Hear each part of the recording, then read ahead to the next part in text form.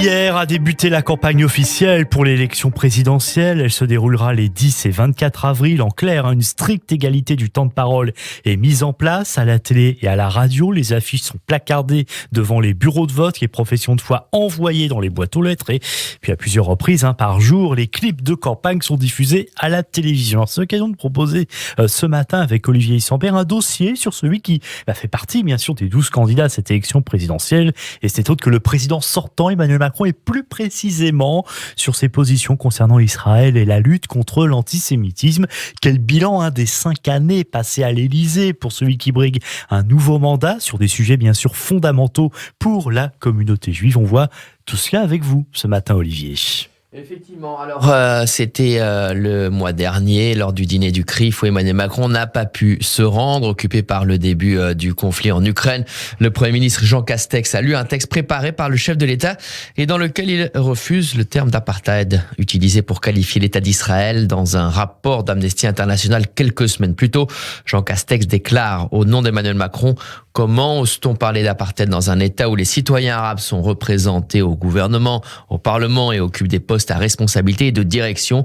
Dans ce même discours du président de la République, le chef du gouvernement déclare: comme vous, je m'inquiète de la résolution des Nations Unies sur Jérusalem, qui continue d'écarter, à dessein et contre toute évidence, la terminologie juive du monde du Temple.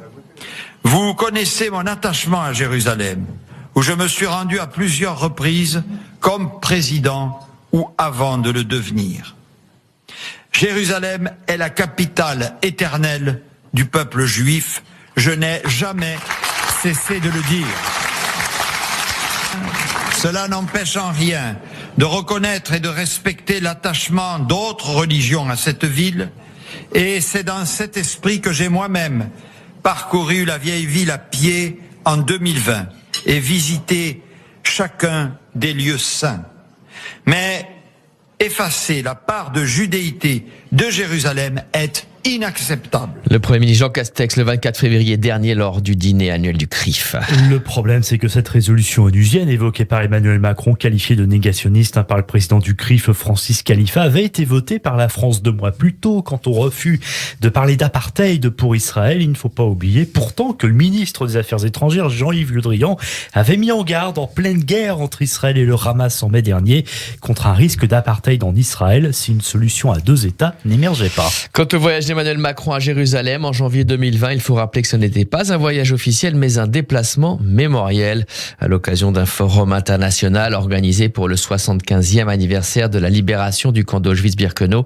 Et on se souvient surtout de l'échange assez vif avec des policiers israéliens qui n'étaient pas sans rappeler le voyage d'un certain Jacques Chirac en 1996 où là aussi des remontrances avaient été faites à l'encontre des forces de l'ordre. Lors du conflit de mai dernier entre Israël et Gaza, le Premier ministre Jean Castex, à la tribune de l'Assemblée nationale, avait déclaré se préoccuper du sort des civils de l'enclave palestinienne, éprouvée, je cite, par 15 années de blocus, mais pas un mot pour les victimes israéliennes et rien sur le fait que c'est tout de même le mouvement terroriste du Hamas qui est justement au pouvoir à Gaza. Mais dans le même temps, Christophe, pendant cette guerre, Emmanuel Macron s'entretient au téléphone avec le Premier ministre de l'époque, Benyamin Netanyahou, et tout en lui disant lui aussi sa préoccupation au sujet des populations civiles à Gaza.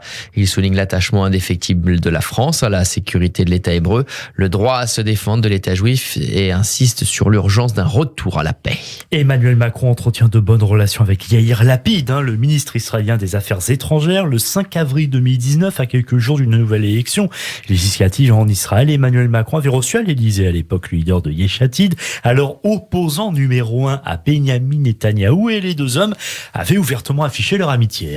2 ans plus tôt, effectivement, l'ancien journaliste et écrivain avait appelé à voter Emmanuel Macron au second tour de la présidentielle contre Marine Le Pen en vantant le bon sens contre un dangereux populisme.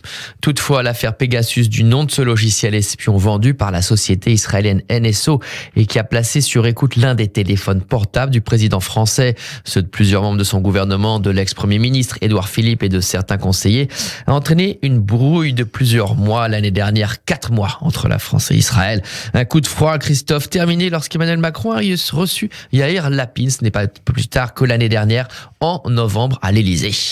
Au cours de son mandat, il faut dire qu'Emmanuel Macron a finalement été plus clair sur le fait de considérer l'antisémitisme comme une forme d'antisémitisme. Et cela, c'était quand même assez nouveau en France. Le 16 juillet 2017, quelques semaines après son élection, on s'en souvient, Emmanuel Macron commémore le 75e anniversaire de la rafle du Veldiv en présence du Premier ministre israélien Benyamin Netanyahou, et déclare « Nous ne céderons rien à l'antisionisme car il est la forme réinventée de l'antisémitisme ».